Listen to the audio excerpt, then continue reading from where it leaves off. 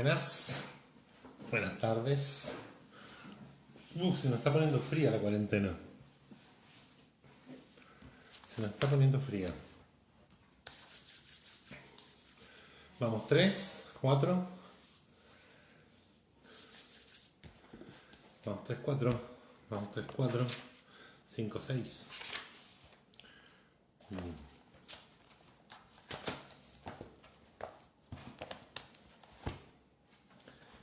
5, 6. ¿Cómo les va? ¿Cómo están? ¿Todo bien? Hay que irse abrigando porque Hilda Romero, ¿cómo te va? ¿Todo bien, Hilda? Ok. Bueno, em, yo había pensado, en algo, pero cambié lo que había pensado por lo que voy a hacer y les voy a explicar el cambio también para que después lo podamos ir conversando. Buenas, María Gutiérrez, ¿cómo te va? Hilda Romero, ya la saludé. Inés María Ferrero, muy bien. Graciela, ¿qué tal? Sí, hay que abrigarse, me voy a colocar después algo, está haciendo un poco de frío. Bueno, ya hay bastantes. em, quería contarles un poco. Yo había hecho un plan inicial para esta tarde que consistía en tomar un par de conceptos de Víctor Frank, que él esboza en unas conferencias que hay, particularmente dos conceptos que aparecen en el prólogo de esas conferencias, y trabajar un poco a dos tiempos esta hora de taller. Eh, Esa era la idea, trabajar a dos tiempos, un poco presentar Laura, ¿qué tal? ¿Cómo está? Qué gusto, Laurita, qué gusto saber que estás ahí. Eh, entonces trabajar estos temas, que estos dos conceptos que están en el prólogo a estas tres conferencias o dos conferencias de Víctor Frank, y relacionarlas con el texto, avanzando con la lectura de lo que habíamos presentado la semana pasada.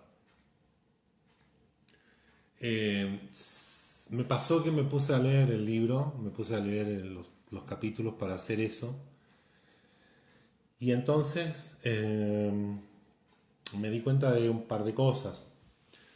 La primera, que uno puede leer cualquier novela, no sé si cualquier novela, vamos a ser un poco menos universales, que uno pueda leer algunas novelas como si fuesen solo novelas. Cuando digo como si fuesen solo novelas, me refiero a que las puede leer únicamente como un texto literario, más o menos bien logrado, más o menos eh, interesante, buenísimo, etc. Podemos tener una serie de opiniones respecto a una novela. En algunos casos, en algunas novelas, tienen una serie de entradas, de formas de lectura, de leerlas de manera distinta y encontrar cuestiones que uno dice, esto no es solo una novela. Y entonces eso me pasó con Maray. Me pasó que, continuando la lectura de los capítulos que yo tenía previsto para llegar a esta hora, me encontré con que no podía sino detenerme en la lectura y es un tratado. El libro para mí sigue siendo tal vez uno de los libros más hermosos que he leído en mi vida, más intensos, con una profundidad de muchos de sus comentarios y de sus expresiones, las afirmaciones, las descripciones que hace,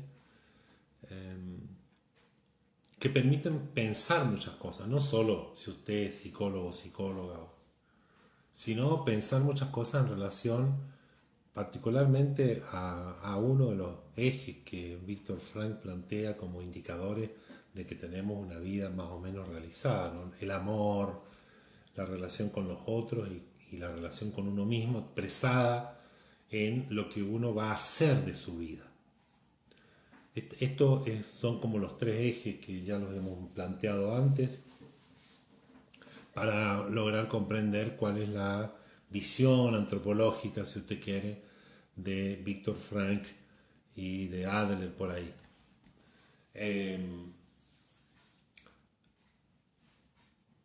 Con el libro, con el último encuentro ocurre un poco esto, que uno se puede leer un libro, puede leerlo como si fuese una novela, y es una muy buena novela para mi gusto, y además puede leerlo como si fuese también el tratado de las relaciones humanas o una suerte de filosofía de la vida cotidiana. Yo no soy filósofo, así que me excuso por usar, pero sí es como una filosofía de la vida cotidiana. Hay unas escenas descritas con una elegancia y delicadeza. No todas las elegancias son delicadeza, esto es una elegancia y una delicadeza particularmente llamativas.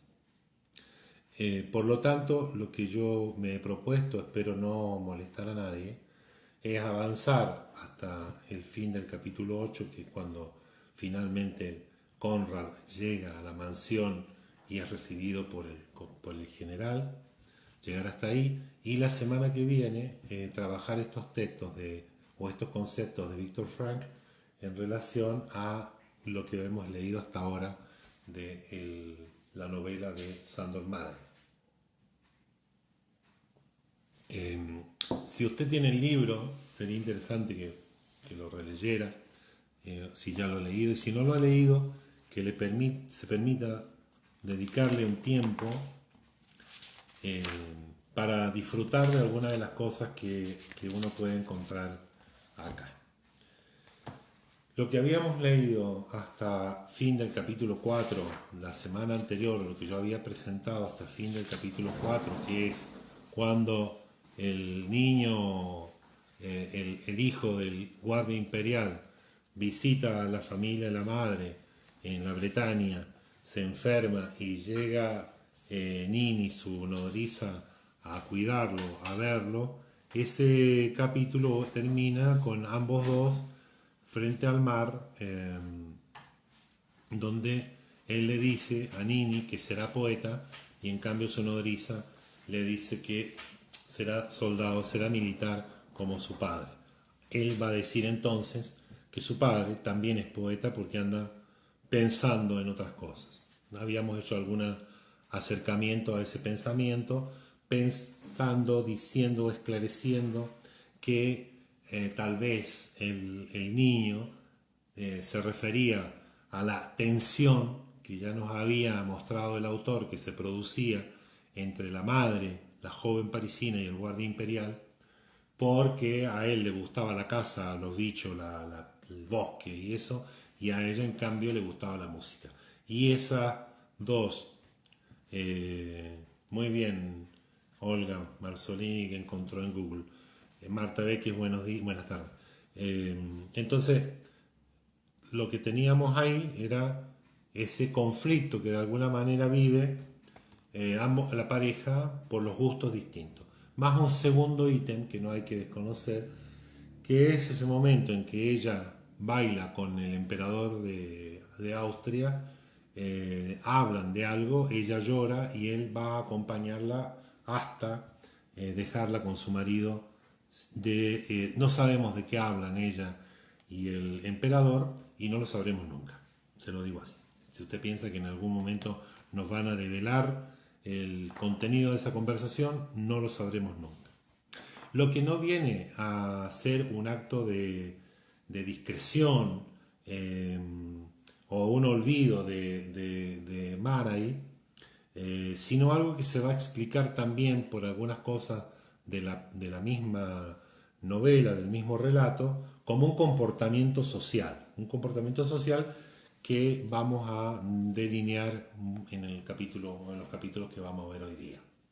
Entonces, como bien dijo Marta Beckes el día viernes a las 4 o a las 6 de la tarde, El joven hijo del guardia imperial, el joven general, ingresa luego de volver de Bretaña, en el capítulo 5 vamos a tener eso, ingresa al internado de la Academia Militar a los 8 años. Tenía razón Marta Becker cuando nos mencionó la edad y quién entraba. Eso nos pasa por no adelantarnos como ella. Bien, gran parte del capítulo nos va a mostrar cómo viven ahí los jóvenes, haciendo particular mención al orden, la disciplina y la austeridad en la cual van a transcurrir gran parte de sus días. Catres de hierro, la educación en la disciplina, el arte militar, no sé, tampoco es que nos va a dar un programa completo de lo que hay allí. Hay una cuestión que tiene que ver con el honor, con los códigos, con el código militar de ellos. La presencia, el crucifijo que nos menciona, preside la puerta y todo donde ellos viven. Hay una descripción sobre la cual yo no voy a avanzar de los muchachos que van a estar allí viviendo, alrededor de 400, de dónde vienen físicamente, quiénes son. Muchos de ellos, si no todos, participan de la aristocracia austriaca y forman parte de la sociedad aristocrática de allí, digamos, de Austria, del imperio austrohúngaro. Y acá lo que nos interesa, una de las cosas que nos interesa de este capítulo, del 5, es que nos dice que Conrad, el que va a ser gran amigo del general, vivía o dormía en la cama contigua a la suya. Y describe rápidamente, dice, era fornido pero delgado, como los muchachos de las razas muy antiguas, en cuyo cuerpo los huesos prevalecen sobre la carne. Era lento sin ser perezoso, como si calculara su propio ritmo a conciencia. Su padre era funcionario del estado de Galicia y había recibido por ello el rango de barón. Su madre era polaca. Cuando el muchacho reía, le aparecía en las comisuras de la boca un rasgo típico, infantil, característico de los eslavos. Reía poco, era callado y siempre estaba atento. Esta es la presentación. Después nos va a decir que ellos no tuvieron que hacer un pacto de amistad ni nada de eso, pero dice la amistad entre los dos muchachos era tan seria y tan callada como cualquier sentimiento importante que dura toda una vida. Y como todos los sentimientos grandiosos, también contenía elementos de pudor y de culpa. Uno no puede apropiarse de una persona y alejarla de todos los demás sin tener remordimientos.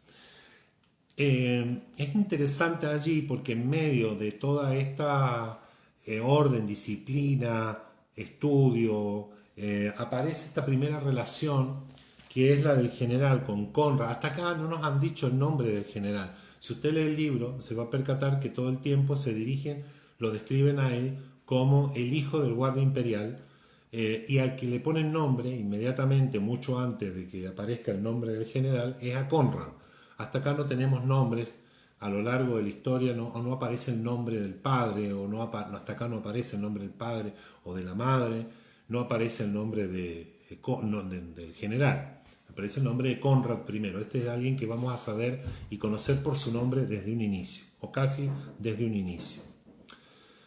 Hay un episodio que aquí se narra, que es que el hijo del guardia imperial, el general, es un muchacho de 10 años que está un poco paliducho, un poco enfermongui, y entonces el guardia imperial viaja a Viena para llevarlo al médico, ¿no? Porque le han dicho que es peligroso. Entonces todos le dicen que es peligroso, que tiene algo que es peligroso, etc. Y lo lleva al médico. Nombran la posada en la cual se alojan. La posada se llama El Rey de Hungría y estaba al lado de la Catedral de San Esteban. Si alguien va por allí y ve la Catedral de San Esteban, se fija si al lado hay una posada, una fonda que se llama El Rey de Hungría, y nos cuenta. Dicen, el padre van a convivir. Es importante porque si usted se fija, En el capítulo anterior nos muestran cómo este chico, este joven, este niño, va a ver la familia materna y se enferma, ¿no? No es menor, se enferma al ver la familia materna y vuelve a Viena y lo meten a la academia militar internado, y esta preocupación de la salud por la salud del chico hace que el padre lo lleve al médico, y eso también permite que el padre conviva o que el niño conviva con su padre el tiempo que dura esta visita. Van a comer, el texto dice que en cada lugar que van el guardia imperial es saludado, lo conocen, la posada a la que va tiene el nombre del residente en la puerta. Es decir, todo lo que nos está mostrando hasta ahora es la familia del general, el guardia imperial, como una familia aristocrática, con historia, con ¿cómo se diría?, con pedigrí en la sociedad vienesa. Y que eso honraba, digamos, ¿no? Pero también es importante por algo que nos va a decir después. Entonces el padre le dice al niño, dicen que es un peligro, le habla de su enfermedad, si quieres puedes regresar a casa. Sin embargo, yo preferiría que no tuvieras miedo de ningún peligro. Esto es lo que le dice su padre. El niño responde, no tengo miedo de nada, padre. Lo único que quiero es que Conrad se quede siempre con nosotros. Su familia es pobre. Me gustaría que viniera a casa y que pasase el verano con nosotros. El padre le pregunta, ¿es tu amigo? Sí, entonces también es mi amigo. Hay una mención allí donde el padre, el guardia imperial, dice que ya no va a ver al emperador, que no lo verá nunca más. Y entonces el niño dice, le avisa a su amigo, del emperador no se puede hablar. Algo así como puede ocurrir en cualquier familia nuestra, que no sé, suponga que viene alguien a la casa y uno dice de tal no se puede hablar, ¿vale? Le avisa. De a partir de ahí comienzan a tener vacaciones juntos. Conrad va a la casa, va a la mansión, conoce a los padres, conoce a la madre francesa y a Nini. En un momento la madre se permite una licencia cuando ambos están partiendo nuevamente a la academia. Dice, por fin un matrimonio bien convenido. Nos muestra, nos dice, nos narra Mara que al principio en la academia se reían un poco, se burlaban, o esta amistad entre ambos podría haber tenido algún tipo de chiste que luego se elimina definitivamente. Y aquí introduce recién el nombre del general, Henrik o Henrik. Si hay alguien que sea germano me corrige. Entonces empiezan a ser Conrad y Henrik y Conrad, ¿vale? La amistad es lo que nos va a describir en este punto, es cómo ambos son amigos, cómo se van haciendo amigos, cómo se van construyendo esa amistad con códigos que pertenecen al grupo. No es que ellos en particular se creen un grupo, sino que efectivamente los códigos pertenecen. El vivir, no sé si la palabra es virginal, el vivir en pureza es algo que es un compromiso que contraen en conjunto, aun cuando por la edad que ambos tenían pareciera ser difícil.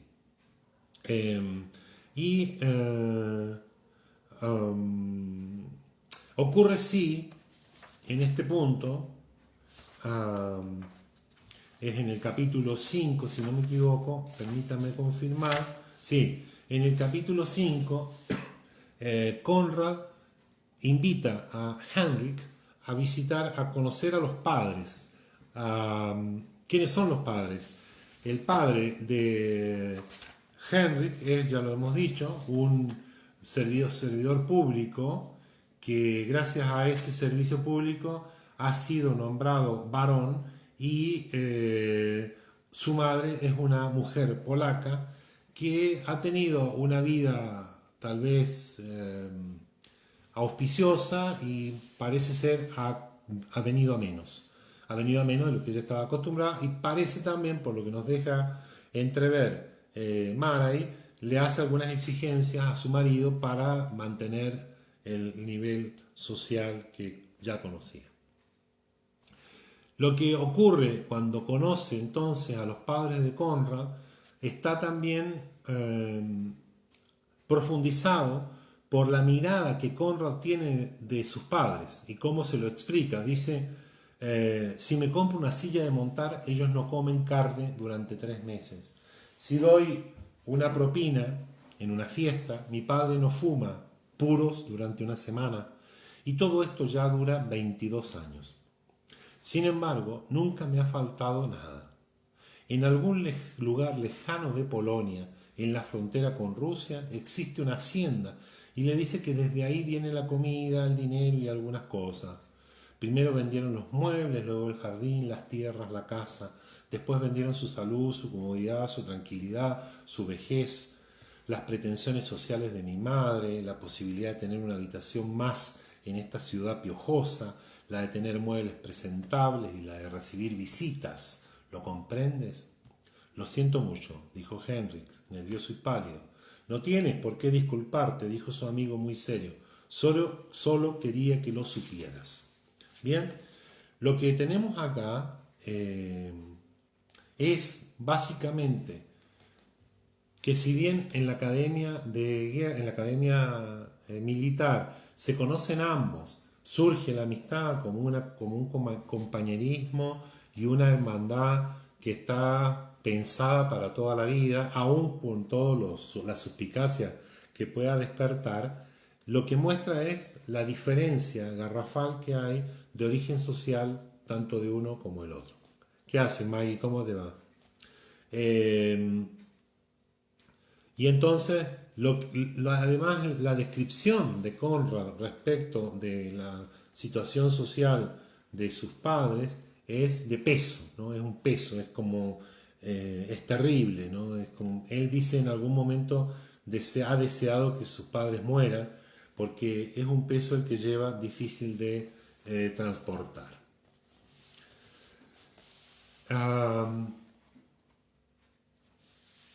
Hay una diferencia también que no es menor,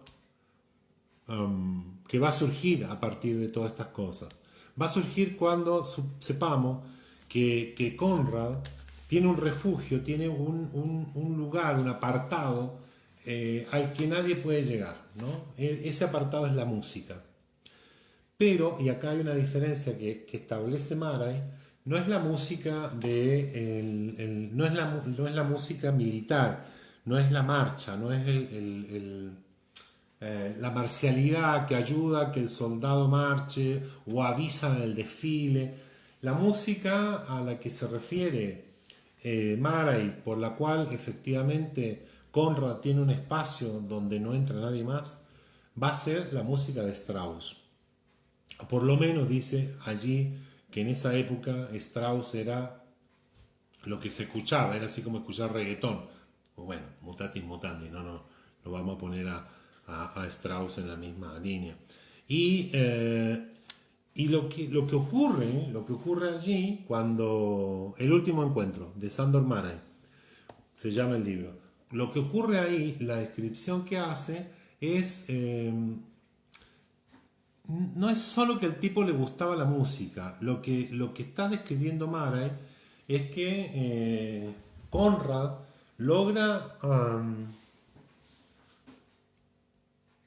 conmoverse con la música que está escuchando, más allá del gusto, no solo que el tipo le gusta, sino que se conmueve.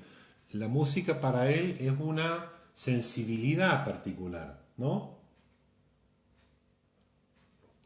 Y entonces tenemos allí en el mismo capítulo el momento en que están en la mansión es la casa del general, con la familia de él, están en un rincón del salón el guardia imperial, del cual le digo no sabemos el nombre, Henrik, el general, y al piano, a 4 manos, como Graciela después puede darnos un par de tips acerca de eso, de conocer un poco más.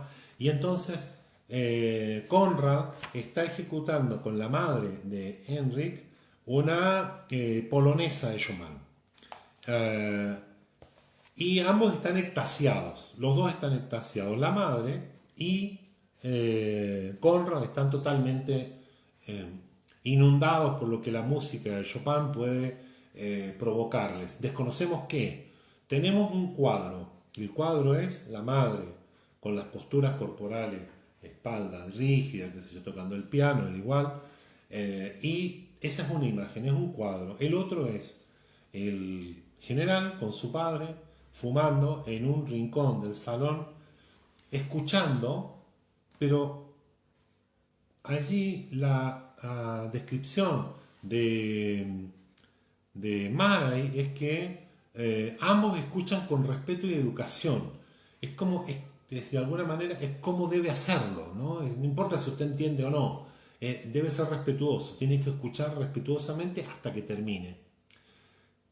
Entonces, no solo tenemos dos cuadros distintos en relación a lo que está ocurriendo en un mismo lugar, sino dos sensibilidades absolutamente diferentes. En un caso, la sensibilidad que mueve, que conmueve en la madre y el joven Conrad, y del otro lado lo respetuoso, educado, formal, que es escuchar a alguien, pero sin que eso altere de alguna manera o comprometa las emociones ni del general ni de su padre. Hay una conclusión final en este texto, en este capítulo, que nos va a indicar, por eso creo que es importante tener en cuenta el inicio, que es el anterior, que es el inicio de la amistad y el conocimiento de los padres de Conrad, la pobreza, tal vez una pobreza muy diferente a la que nosotros podemos entender, pero hay allí una diferencia de clase muy fuerte. Y este cuadro de la música le permite al guardia imperial decirle a su hijo que Conrad nunca será soldado. ¿Por qué?, le pregunta el general, sabiendo también que su padre tiene razón. Le dice, es muy diferente. La diferencia, me parece, no es solo social, no es la diferencia que puede hacerse a partir del conocimiento que ya tenemos ahora de la familia de Conrad y de la familia del general, sino esta diferencia de sensibilidad. Lo que capta allí el viejo guardia imperial es una diferencia que está más allá de la cuestión social. ¿Está bien? Susana Argüello. Esta clase es la continuación de la clase del jueves pasado, donde sí, señora, efectivamente así es. Entonces, lo que tenemos ahí es un cuadro. Sí, está buena la idea de un cuadro, porque si, qué sé yo, suponga que usted está ante una pintura de Caravaggio y está captando las distintas tonalidades de los claroscuros, las tonalidades de luz, los usos, los matices, las expresiones, las fases o las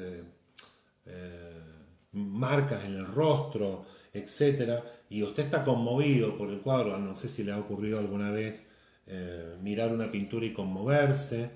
Es un cuadro, ¿sí?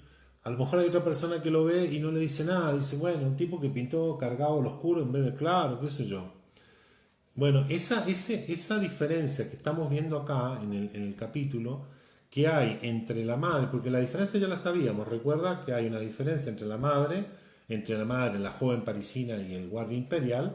Desde un inicio sabemos que hay una tensión, hay una diferencia de sensibilidad abismal. Ella llega, le dice, tomátela con todo tu armamento, los osos, las cornamentas y demás objetos de casa, y ella rediseña el hogar, la casa, la mansión, con telas que llegan de fuera. O sea que ya esa tensión la conocemos de la pareja primaria, de los padres.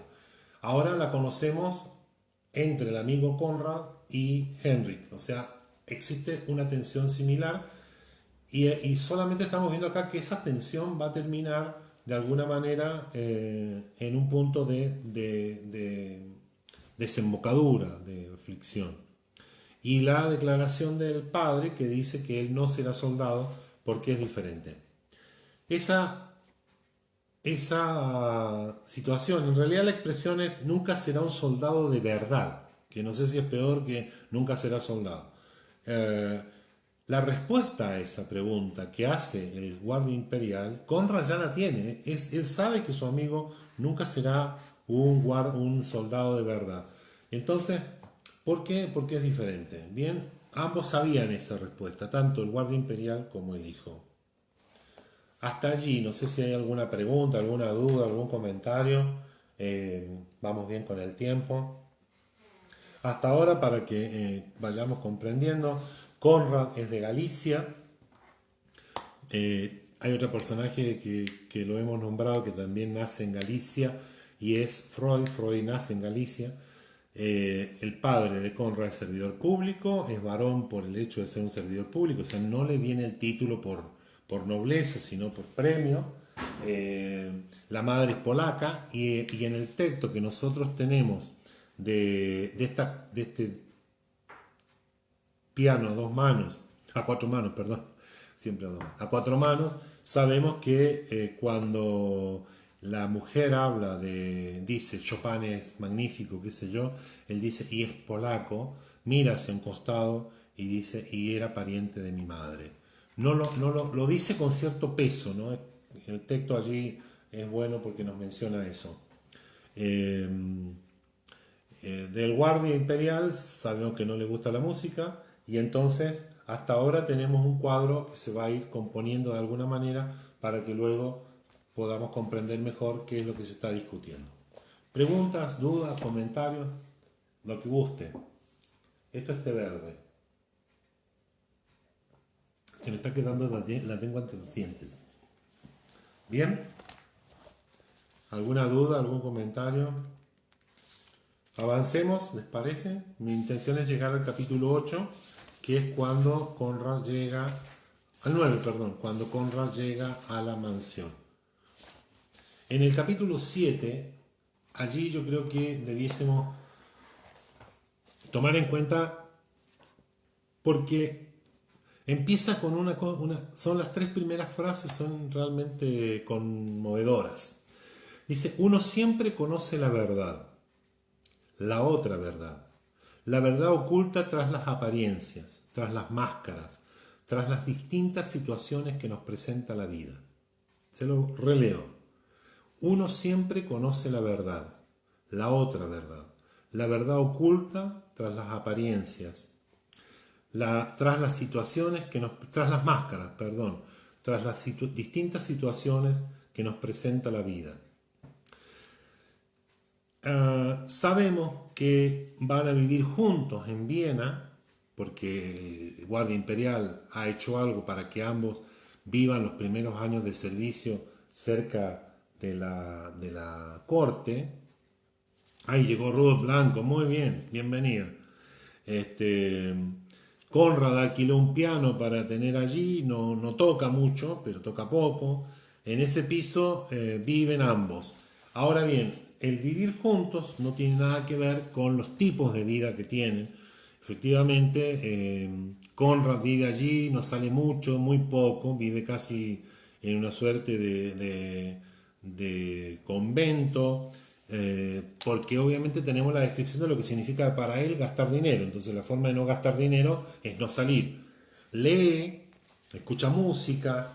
El guardia, el hijo del guardia imperial, al contrario, sale, va de joda. Strauss está de moda en los vals, visitas a los salones. Y hay una frase en algún momento cuando efectivamente él lo que dice es que el guardia imperial no puede vivir de otra manera. O sea, no es que uno dice, bueno, pero por solidaridad con su amigo, ¿por qué no se quedaba en la casa, digamos, y no salía, entonces no gastaba? Pero sabemos que eso no puede, digamos, el guardia imperial tiene su propio peso. ¿A qué me refiero con esto? Al general. Digo, él no puede vivir en menores condiciones que su alcurnia le impone. Y entonces debe tener su servicio allí. El otro es el mismo el que vigila su ropa lavada, come en el mismo lugar, sale muy poco, lee.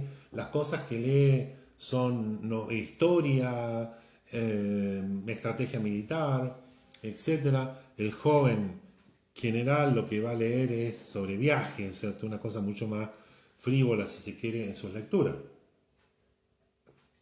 Ellos comparten entonces este lugar, este departamento, que se lo alquila una viuda de un militar. No sé si es muy importante saber que es viuda, pero bueno. Y hay un dominio, que es lo que el guardia imperial ha visto que Conrad ejerce, que en realidad Conrad le da un dominio a su amigo, ¿no? Me voy a permitir leerles eso porque yo creo que hay que leer el libro muchas veces, totalmente. No tengo otra palabra. Dice, ¿qué significa este dominio? Ponga atención, porque es fantástico. El poder humano siempre conlleva un ligero desprecio, apenas perceptible, hacia aquellos a quienes dominamos. Solamente somos capaces de ejercer el poder sobre las almas humanas si conocemos a quienes se ven obligados a someterse a nosotros, si los comprendemos y si los despreciamos con muchísimo tacto. El poder humano siempre conlleva un ligero desprecio, apenas perceptible, hacia aquellos a quienes dominamos. Solamente somos capaces de ejercer el poder sobre las almas humanas si conocemos a quienes se ven obligados a someterse a nosotros, si los comprendemos y si los despreciamos con muchísimo tacto. Aquella diferencia que el padre había observado mientras Conrad y la condesa tocaban la polonesa fantasía otorgaba a Conrad un dominio sobre el alma de su amigo.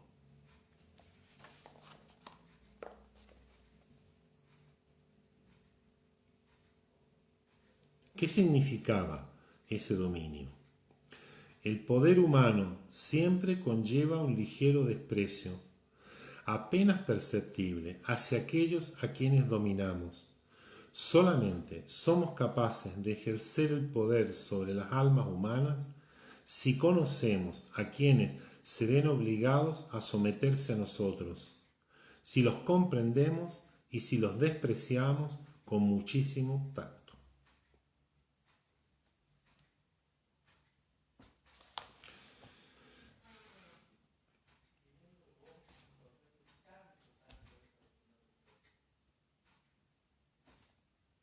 Yo no sé usted, pero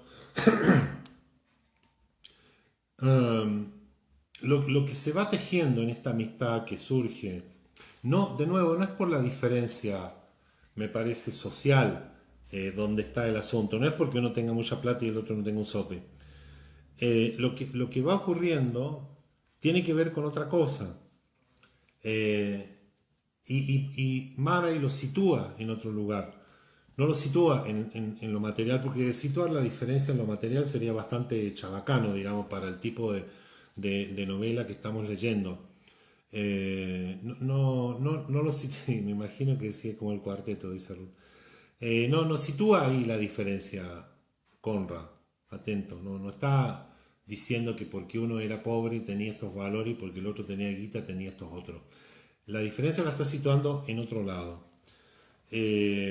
Y también nos informa el capítulo que allí en esa casa lo que nos informa es que había amores, había mujeres, una tal Verónica, qué sé yo, una Alicia. Los nombres no sé si son importantes, pero lo que nos muestra la introducción que hay acá a decirnos que había visitas femeninas, me parece que es para ofrecernos la posibilidad de pensar que eran dos varones jóvenes, haciendo una vida de solteros en el centro de Viena, y que la diferencia tampoco estaba porque uno pudiera tener a un tipo de compañía y el otro no. Entonces las diferencias no están dadas allí. También calculo que es para desanimarnos a la idea o no darnos a la posibilidad de creer que era una relación homosexual, porque eso no era obviamente, sino que es la relación de dos jóvenes militares que viven en Viena y que por lo tanto tienen vida de soltero. Si es que la vida de soltero es esa, ahora ya es discutible todo ese tipo de cosas. Bien,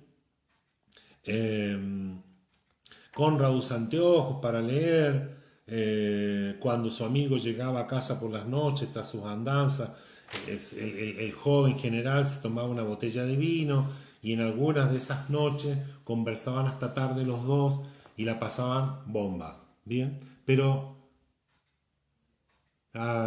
me parece a mí que hay, si usted se da cuenta, si usted va siguiendo la historia de esta amistad, hay una diferencia que no va a poder salvarse nunca, ¿no? Y que de alguna manera va a estar presente en las últimas cuestiones que vamos a ver acerca del capítulo, el comandante, el general, me da con bajarle el rango, el general y su amigo.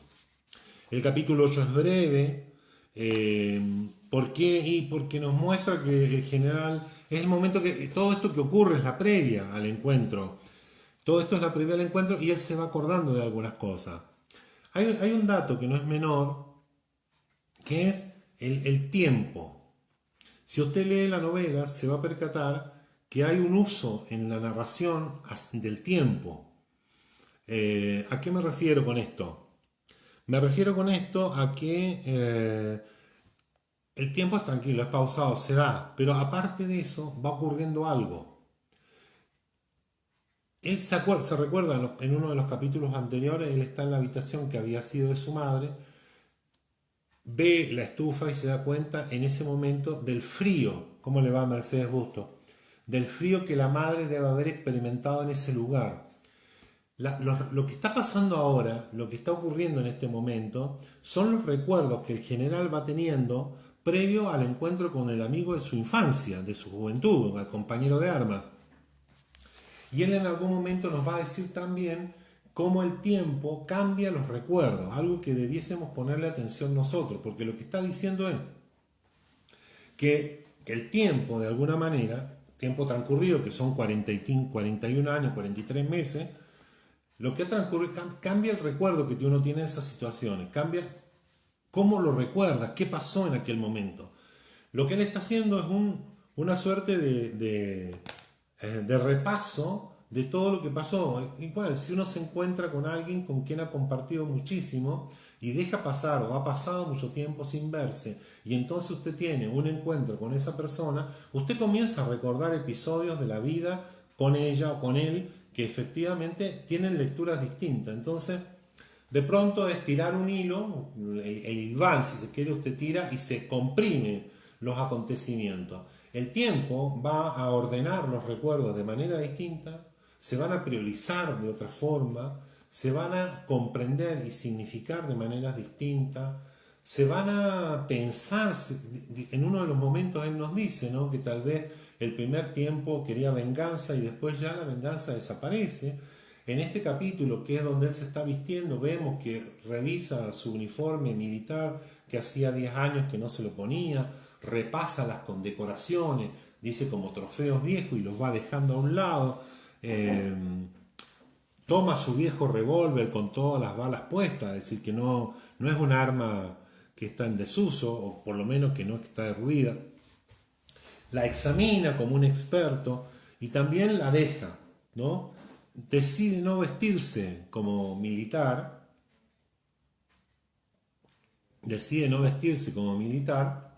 y entonces usa un traje negro con una camisa a rayas, que es la que habitualmente usa para vestirse. Elba Quiñones dice: estoy de nuevo porque las clases son muy placenteras e interesantes. Gracias, pero me parece que en este caso el mérito es del libro. Yo soy un lector, como decía Borges. Entonces, en el capítulo 8 lo que vemos es el ritual de la vestimenta.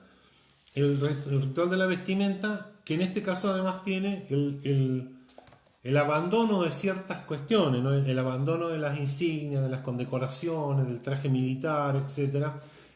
Y él que usa un bastón con el que va a salir de la habitación. Todo esto ocurre, si usted quiere, durante el día. Él ha mandado a buscar, ha mandado el carruaje para que busque a su amigo en la vieja posada, y él se ha dedicado a darse un baño, se está vistiendo, se ha ido acordando. No, si usted se fija hasta acá, no se ha hablado de que ha nacido la esposa del general, sino que de lo que se está hablando es de cómo se gestó esa amistad, cuál fue el momento, cómo se fue dando los pactos de la infancia, las complicidades de la juventud, la vida en conjunto, la entrada de Conrad a la casa del general, este contrato, este compromiso, este pacto que hace el padre con su hijo. Si es amigo tuyo, es mi amigo, y entonces entró a la casa por la puerta grande. La complicidad sensual entre Conrad y la madre del general al piano, la distancia que se teje por las distintas sensibilidades entre el guardia imperial, el general, la madre y el amigo, la sentencia, si usted quiere, del padre diciendo que nunca será un buen soldado porque hay una diferencia. Entonces, todo esto es lo que vamos viendo, es un collage de impresiones, de recuerdos, que el general va teniendo a la espera de la llegada de su amigo. Él sale de la habitación, apoyado en su bastón de cabeza de marfil, y entre la habitación y la sala, porque parece que no es una casa chica, ¿no? Él va viendo los distintos cuadros, los cuadros de los familiares, de los amigos, de las visitas ilustres de la mansión. Es una casa, una mansión, me imagino un castillo, ¿no? ¿Qué sé yo? Donde los pasillos están decorados con los antepasados, que eso uno ve en las películas como los pasillos de las casas están con la foto de los abuelos, los bisabuelos, los amigos, los tíos, etc. Porque recuerde que la casa tiene 200 años y la familia de él ha vivido ahí. Bien. Dice, fueron una excelente generación, pensó el general, hombres un tanto solitarios, que no lograban fundirse con el mundo. Orgullosos creían en cosas, en el honor, en las cualidades de los hombres, en la discreción, en la soledad y en la palabra dada, y también en las mujeres. Bien, hay una serie hay un par de cosas que es bueno tener en cuenta, porque si usted quiere, la educación que recibe de alguna manera Conrad es no hablar de sí, no hablar de sus sentimientos, no hablar. El silencio no se refería solo a que uno estuviese callado, sino que no contara su sufrimiento. ¿Se entiende que el peso de la tradición familiar, de las costumbres familiares, de los valores familiares, tienen un peso extra? Uno puede decir que son muy interesantes los valores familiares, pero también tienen estos pesos, estas tortuosidades que hacen que alguien no pueda hablar de sí. ¿Vale? En el capítulo 9 entonces sabemos que él sale, ve este mostrario o muestrario de imágenes, y un detalle es importante porque en ese pasillo donde están los cuadros, las pinturas de la familia, de los amigos, de los que han visitado la casa, hay un lugar desocupado, ¿no? Se ve, me imagino que le ha pasado alguna vez, usted saca un cuadro que está mucho tiempo en un sitio y queda la marca, así que se nota que falta un cuadro. Bien, él pasa como si nada, él no se detiene ante ese hueco en la pared, y se ubica en un punto donde se encuentra nuevamente con la nodriza. Ella le pregunta qué hace, mira los cuadros. Le pregunta efectivamente si no quiere que vuelvan a colocar el cuadro que falta. Él dice que no, pero le pregunta si aún lo conserva. Ella dice que obviamente lo conserva, porque ¿cuál sería la razón de quemarlo? ¿Para qué? No tendría ningún sentido.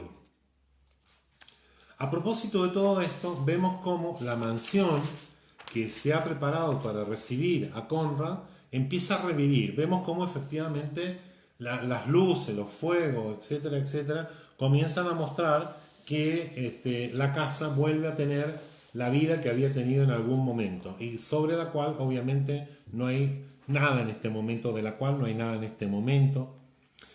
Prueba también que el general se acuerda de todo porque en un momento le dice ese sillón estaba de este lado y no de aquel, pon las velas azules y que ardan durante la cena, ¿qué vas a hacer de comer? Ella le dice una carne poco cocida, un postre flambeado que hace mucho que no hace el cocinero, cuida los vinos, ¿no? Está en todos los detalles. Él lo que quiere es que la cena sea igual a hace 41 años y él tiene una memoria de lo que había ocurrido, qué se había servido y quiénes habían estado en esa cena. Sabemos entonces que ahora, en este capítulo, que la esposa del general se llama Cristina. Creo que la menciona en algún lado. Si no la menciona, le estoy adelantando algo. Se llama Cristina y sabemos que a Cristina le gustaban los cangrejos. ¿Por qué le gustaban los cangrejos? No sabemos, pero sabíamos que había cangrejos en el río, que a ella le gustaban, y que Nini no los ha preparado esta noche porque ya no hay cangrejos en el río y se le ha hecho tarde para ir al pueblo a buscar cangrejos. Bien, él pide el vino, le pide un pomar del año 98, un chablis para el pescado, una botella de mum, un champán, digamos, y de las grandes. Es decir, que le pide que estén los detalles. Esta es la idea. Lo que está haciendo entonces es diciendo que sea todo como había sido aquel entonces. Y acá viene una pregunta que es fundamental. Si usted lo leyó, intente volver sobre ella, porque si usted recuerda, el capítulo número 7, si no me equivoco, el 7, comienza con: uno siempre conoce la verdad, la otra verdad, la verdad oculta tras las apariencias, tras las máscaras, tras las distintas situaciones que nos presenta la vida. Y aquí Nini le pregunta de sopetón, están hablando del champán, a Cristina le gustaba semisec, no tomaba una copa, etc. Están hablando y de repente la nodriza, sin decir agua va, agua viene, le dice: ¿qué quieres de ese hombre? Le pregunta directamente: ¿qué quieres? No es porque lo invitaste, sino ¿qué quieres? La pregunta es mucho más profunda, porque no es porque lo invitaste, sino ¿por qué quieres de ese hombre? Y él responde: la verdad. Conoces muy bien la verdad. No la conozco, dijo él en voz alta, sin preocuparse por el servicio que había interrumpido abajo la colocación de las flores, y miraba hacia arriba. Volvieron a bajar la mirada inmediatamente con un gesto mecánico y continuaron con sus quehaceres. La verdad es precisamente lo que no conozco. Pero conoces la verdad, observó la nodriza con un tono agudo, casi agresivo. La realidad no es lo mismo que la verdad, respondió el general. La realidad son solo detalles. Ni siquiera Cristina conocía la verdad. Quizás la sepa Conrad. Ahora se la quitaré. ¿El qué?, preguntó la nodriza. La verdad, respondió él con brevedad. A continuación calló. Cuando el criado y las criadas se fueron del vestíbulo y ellos dos se quedaron solos en lo alto, la nodriza se puso al lado del general apoyándose en la barandilla. De nuevo, uno siempre conoce la verdad, la otra verdad, la verdad oculta tras las apariencias, tras las máscaras, tras las distintas situaciones que nos presenta la vida. ¿Qué es lo que el general quiere de este hombre? La verdad, cosa rara, extraña. ¿Cuál será la verdad que quiere? ¿Qué es la verdad para él? ¿Cuál es la verdad que quiere quitarle, de alguna manera, a Conrad? ¿Qué es lo que no sabe? Pero hay una cosa allí que me parece fundamental, que es la diferencia entre la realidad, ¿no? Él dice: la realidad no es lo mismo que la verdad.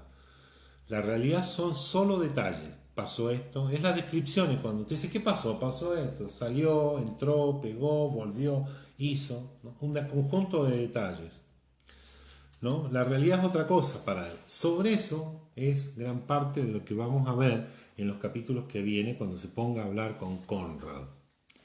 Hay un anticipo que hace Nini cuando le explica a él que cuando Cristina entró en agonía, lo llamaba a él, ¿no? Pero no estaba, le dice.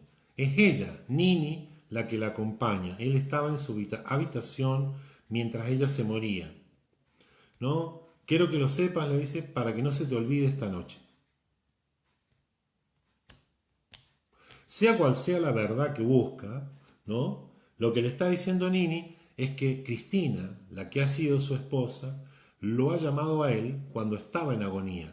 Quien no ha ido a verla es él. Luego, rápidamente, pide las velas,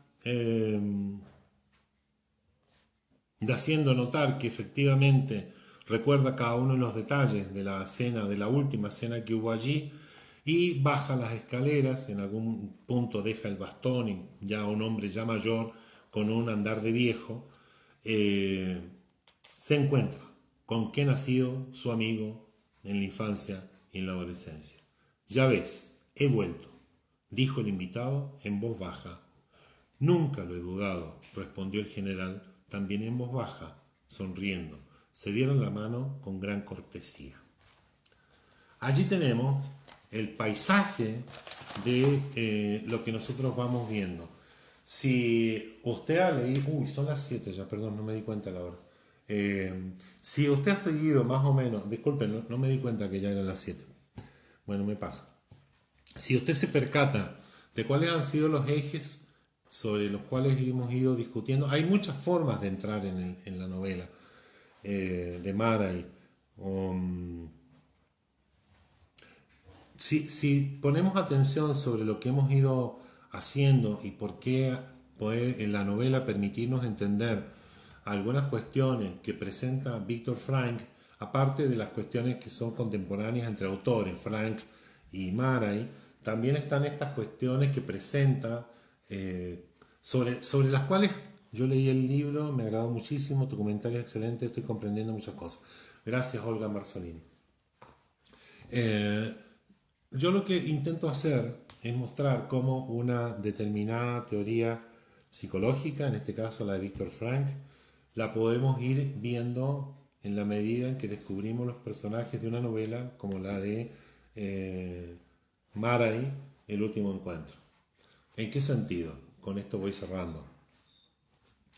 Primero, como la historia familiar, en el caso del general, muchas de las cosas que lo hacen un soldado cuando describe cómo para él montar a caballo o hacer las cosas de la academia las aprendía muy rápido versus Conrad que le costaba 1,5, lo que estamos viendo allí es cómo la tradición familiar, el peso familiar, que en algunos casos es peso, en otros momentos no, le ayudan. Él tiene un saber prácticamente genético de cómo deben darse las cosas, de cómo son. Él se mueve en ese mundo con una facilidad y una soltura a la que Conrad nunca arriba. Y entonces las cuestiones militares no le van a costar tanto como sí le cuestan a Conrad. Lo que estamos diciendo allí es que todo esto que en algún momento Frank presenta acerca de las condiciones familiares o de cómo nosotros mamamos muchas cosas sin necesidad de que nos digan, porque estamos convencidos que muchas de las cosas que nosotros hacemos tienen que ver con que lo que nos dicen. Muchas cosas no son necesarias decirlas. La educación que él recibe de la madre, el silencio, el respeto, el no hacer preguntas, etc., este ascetismo emocional que vemos que se desarrolla permanentemente, no es necesario que alguien lo diga. Están presentes en el ambiente. Uno podría decir, ¿por qué él con la madre que tenía, que le gustaba la música, con la sensibilidad que tenía, por qué esa sensibilidad a la madre no le pasó directamente a él? Al contrario de lo que fue heredar más bien en ese terreno las cuestiones del padre. Entonces no es tan fácil determinar. Uno dice, bueno, si uno conoce a los padres, conoce al hijo. No es así. Me parece que esas son cuestiones que hay que empezar a filtrar para que podamos tener ideas respecto a las personas un poco más compleja, si se quiere, de traspasar directamente los comentarios. Beatriz Rapela, yo leí el libro, pero la forma en que analiza los capítulos, gracias Beatriz, un gusto saber de ti, espero que nos veamos. Cristina Esther Batistón, es un placer escuchar cómo narra, aunque el mérito lo tenga esa obra. Sí, el libro es fantástico, yo se lo recomiendo, la verdad que es un librazo, es para seguir leyendo y cada vez que uno lo lee encuentra alguna cosa nueva. Así que a mí me pasa, espero que a usted le ocurra algo parecido. Celecidia, precioso, excelente. Gracias, Celecidia. Gracias, Laura Boitea, que estés muy bien. Me alegra mucho que estés con nosotros. Buenísimo. Lo que voy a hacer la próxima clase, si es que no me desbando con Mara y se lo anticipo, voy a intentar hacer un link ahora a algunas cosas, algunos de los conceptos de Víctor Frank para avanzar después, porque ahora comienza ya propiamente tal el encuentro. Lo que hemos visto hasta ahora es el dibujo o el paisaje de la previa. Entonces lo que vamos a hacer ahora es, antes de adentrarnos plenamente en la conversa entre ambos, vamos a hacer algo en relación a Frank para que tengamos algunos elementos que nos permitan ver ese encuentro o esa conversación con mayor detenimiento. Ruth Blanco, muchas gracias, tú también has sido una persona admirable para mí. Inés María Ferrero, un placer. Inés, para mí también. Maggie Novillo, un placer, igual. Que lo pasen muy bien, que tengan buen jueves, feliz día del trabajador a todas, a todos. No olvidemos que hay personas que están trabajando para que nosotros podamos en algún momento salir de nuestras casas.